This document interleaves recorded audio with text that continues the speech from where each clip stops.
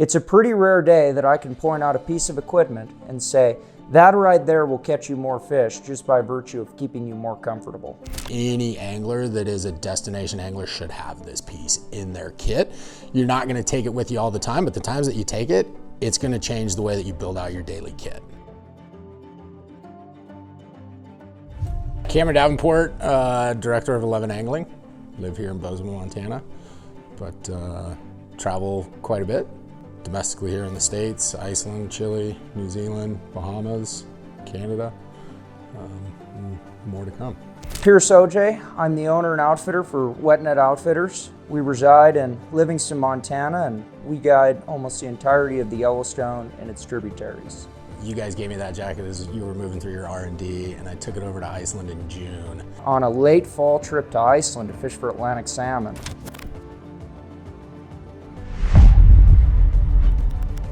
Lo and behold, landed in Iceland and immediately linked up with a good friend of mine and a co-worker for us in Iceland who runs our Iceland programs, Rock, and he's like, hey man, just wanted to let you know it looks like we're gonna have an Arctic storm bearing down on us. And I've never been in an Arctic storm, so I was like, no big deal, like a little bit of snow, we can fish. And he kind of laughed and he's like, yeah, I don't know that we'll be doing much fishing. We're basically gonna have a hurricane with snow.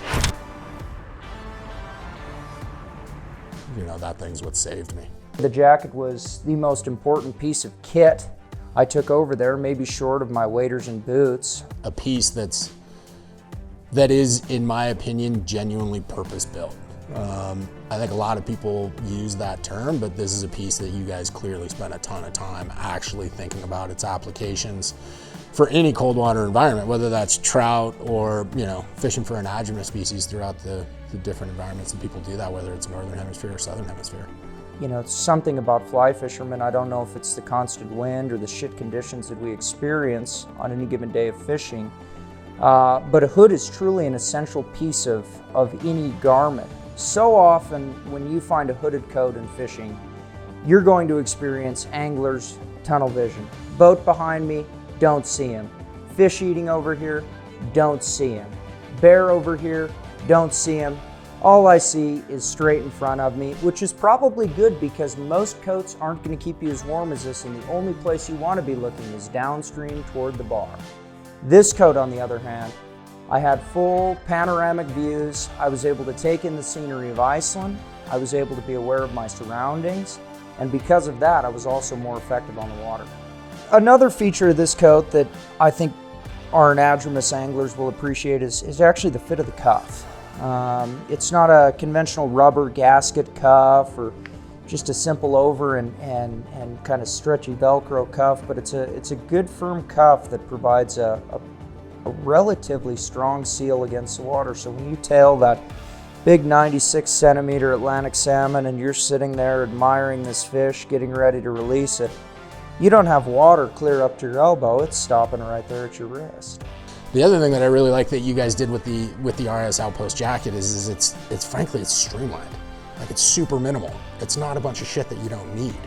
So often in a waterproof coat, what you experience in chest pockets are scratchy, abrasive, interior pockets. These, on the other hand, ultra soft, ultra comfortable, reach in here, can of flies, leader tippet, whatever it might be, your hands aren't going to get that feeling every time you reach in there to change a fly. It was a fucking wearable coat, man. I mean, it really was comfortable. It's like wearing a sleeping bag. Yeah, it's just one of those pieces that's super comfortable because of all of the mobility and the articulation, but the stretch, the fact that it was stretched with appropriate insulation. Prior to this trip, if I was packing to fish in weather that ranged from just above freezing to 45 degrees, precipitation in the mix most of the day, what I would have worn is some sort of base shirt. That would have been followed up with some sort of hoodie, maybe a fleece or a flannel. And then go on the 3 puffy jackets. 1, 2, 3. Once I start to look like the Michelin Man, then on goes the coat. And just like Randy from A Christmas Story, I'd walk out to the river with my arms firmly affixed at 90-degree angles, and I would proceed to cast. With this coat, I'd put on my Squala merino wool fleece top, that coat, and I would go fishing. So instead of having to take that and build out your layering kit with 3, 4, 5 pieces, you can build out your layering kit with 2 or 3. And for me, that's a total win. Like, it's not a piece that immediately you look at and you're like, oh, that's you got 20 pockets on it and like a net hook on the back and like you've got all this stuff hanging off of it. It's like, no, this is super streamlined, but everything is specifically built in a location to make it easier to access other things that you need for your day on the water. This is the coat you need to have. This is the coat that is going to save your day when it's cold and miserable and you've really got those terrible fishing conditions, but the fish are eating. It's not a day to hang out in a bar, it's a day to go fishing. This coat's going to keep you out on the water longer, and because of that, you will catch more fish.